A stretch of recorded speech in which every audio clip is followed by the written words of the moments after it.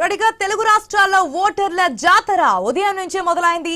తమ ఓటు హక్కును వినియోగించుకోవడానికి పోలింగ్ కేంద్రాల దగ్గర ఓటర్లు బారులు తీరారు. హైదరాబాద్ లోను ఓటర్లు చురుకుగా పోలింగ్ కేంద్రాలకు చేరుకుంటున్నారు. ఇక జూబ్లీ హిల్స్, బంజారా హిల్స్ లాంటి ప్రాంతాల్లో సెలబ్రిటీలు ఉదయం నుంచే ఓటు హక్కును వినియోగించుకుంటున్నారు. ఆ సందడి కూడా మనం చూస్తున్నాం. ప్రతి ఒక్క విజువల్ కూడా ఐ స్క్రీన్ లో మీకు క్లియర్ గా కనిపిస్తోంది. హైదరాబాద్ ఓటింగ్ సరళిపై సమగ్ర సమాచారం అందించడానికి మా ప్రతినిధి లహరి సిద్ధంగా ఉన్నారు. రైట్ లహరి, మనం చూస్తున్నాం సాధారణంగా హైదరాబాద్ లో ఎప్పుడు ఓటింగ్ పర్సెంటేజ్ తక్కువగా నమోదవుతుంది, ఓటర్లు అంత ఆసక్తి చూపించరని చెప్తుంటారు. ఇందుకు చిరంజీవి కూడా అదే చెప్తున్నారు, యువత రావాలి అని చెప్పి. ప్రధాని మోదీ కూడా అదే ట్వీట్ చేస్తున్నారు, మహిళలు యువత వచ్చి ఓటు హక్కును వినియోగించుకోవాలి, ఓటింగ్ పర్సెంటేజ్ పెంచాలని. సో సెలబ్రిటీలు ఇప్పటికే క్యూ కడుతున్నటువంటి పరిస్థితి. ప్రతి విజువల్ కూడా మనం ఐ న్యూస్ లో ప్లే చేస్తూ ఉన్నాం, వీక్షకులకు చూపిస్తున్నాం. ప్రెసెంట్ అక్కడ సిచ్యువేషన్ ఏంటి? ఆశా, ఎగ్జాక్ట్ ఉదయం 7 గంటలకు పోలింగ్ ప్రక్రియ కొనసాగడంతో చాలా మంది కూడా తమ ఓటు హక్కును వినియోగించుకోవడానికి పోలింగ్ కేంద్రాలకు చేరుకుంటున్నారు. దాదాపుగా 3986 కేంద్రాలను కూడా ఏర్పాటు చేశారు అధికారులు. ఈ నేపథ్యంలోనే చాలా కేంద్రాల్లో కూడా వారి ఓటు హక్కు వినియోగించుకోవడానికి తమ కుటుంబ సభ్యులతో కూడా విచ్చేస్తున్నారు. ప్రస్తుతం నేను జూబ్లీ హిల్స్ క్లబ్లో ఉన్నాను. ఇక్కడికి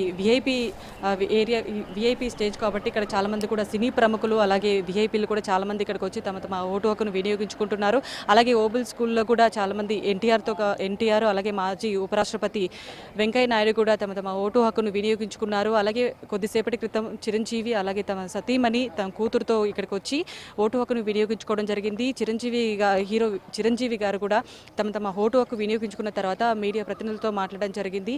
ఓటు అనేది మన హక్కు, ఓటు హక్కును వినియోగించుకోవాలి, చాలా మంది కూడా ప్రజాస్వామ్యాన్ని కాపాడాలి, ఓటింగ్ శాతం చాలా తక్కువగా నమోదవుతుంది, అలాగే ఈ ఓటింగ్ శాతం పెంచే దిశగా కూడా అందరూ అడుగులు వేయాలని చెప్పేసి కూడా చెప్పడం జరిగింది. అలాగే ఏపీ వైపుగా తమ తమ్ముడైనటువంటి పవన్ కళ్యాణ్ కూడా పోటీ చేయడంతో తమ తమ్ముడు కూడా ఆల్ ది బెస్ట్ విషెస్ కూడా చెప్పడం జరిగింది. అలాగే మనం చూసుకోవచ్చు హీరో సుమంత్ కూడా రావడం జరిగింది ఇక్కడికి.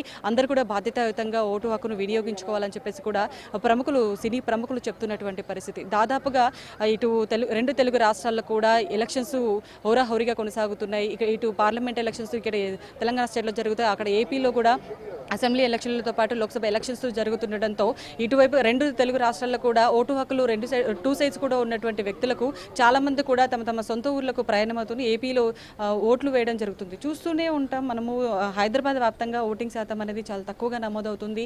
దాదాపుగా 2019 లోక్సభ ఎలక్షన్లో కూడా చాలా తక్కువగా 44% మాత్రమే ఓటింగ్ అనేది జరిగింది. అయితే రీసెంట్గా జరిగిన అసెంబ్లీ ఎలక్షన్లో కూడా చాలా తక్కువ శాతం మన హైదరాబాద్ వ్యాప్తంగా ఓటింగ్ అనేది నమోదైంది. కనీసం ఈసారైనా సరే ఈ ఎలక్షన్స్లో, ఈ సార్వత్రిక ఎన్నికల నేపథ్యంలో ఓటింగ్ శాతం అనేది పెంచే దిశగా కూడా మన ఈసీ అధికారులు కూడా, ఎలక్షన్ కమిషన్ అధికారులు కూడా ఎప్పటికప్పుడు కూడా స్వీప్ కార్యక్రమాలు, అవగాహన కార్యక్రమాలు చేపడుతూనే ఉన్నారు. ప్రతి ఒక్కరు కూడా ఓటుపై అవగాహన కార్యక్రమాలు నిర్వహిస్తూ అందరూ కూడా ఓటు హక్కును వినియోగించుకోవాలి అని చెప్పేసి చెప్పడం జరిగింది. సో మొత్తానికైతే చాలా ఏరియాల్లో కూడా పోలింగ్ కేంద్రాలకు వెళ్ళి అందరూ ఓటు హక్కును వినియోగించుకుంటున్నారు.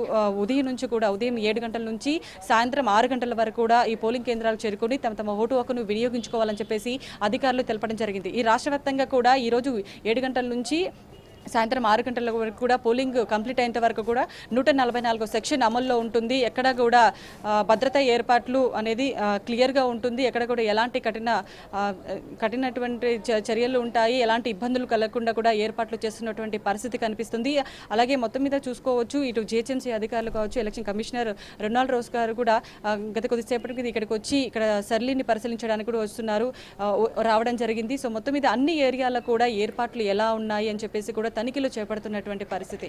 సో ఓవరాల్గా మొత్తం మీద చూసుకున్నట్లయితే, గతంలో చూసుకున్నట్లయితే ఈసారి పోలింగ్ ప్రక్రియ అనేది ఎక్కువగా నమోదయ్యేటట్లు కూడా అన్ని అవగాహన కార్యక్రమాలు చేపట్టడం జరిగింది.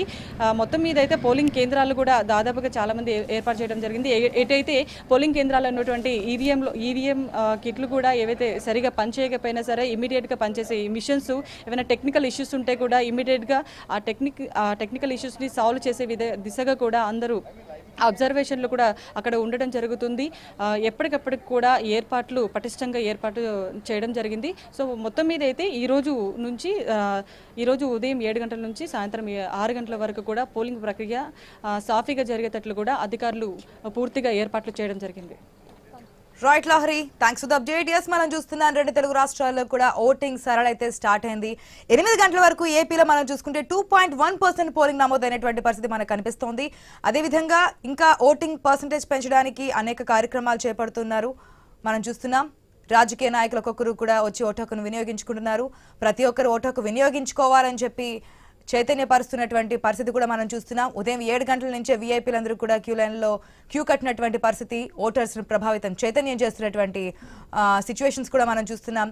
తెలంగాణలో కావచ్చు, ఏపీలో కావచ్చు రాజకీయ సినీ ప్రముఖులు వస్తున్నారు. మనం చూస్తున్నాం అక్కడక్కడ ఈవీఎంలు మొరాయిస్తున్నటువంటి పరిస్థితి కనిపిస్తోంది. అదేవిధంగా ఏజెంట్ల మధ్య కొట్లాట, ఘర్షణ కూడా కనిపిస్తోంది. ఒక ఏజెంట్ ని కిడ్నాప్ చేసినటువంటి సిచ్యువేషన్. ఇవన్నీ ఒక ఎత్తు అయితే రైతులు నిరసన చేస్తున్నటువంటి పరిస్థితి కూడా మనకు కనిపిస్తోంది.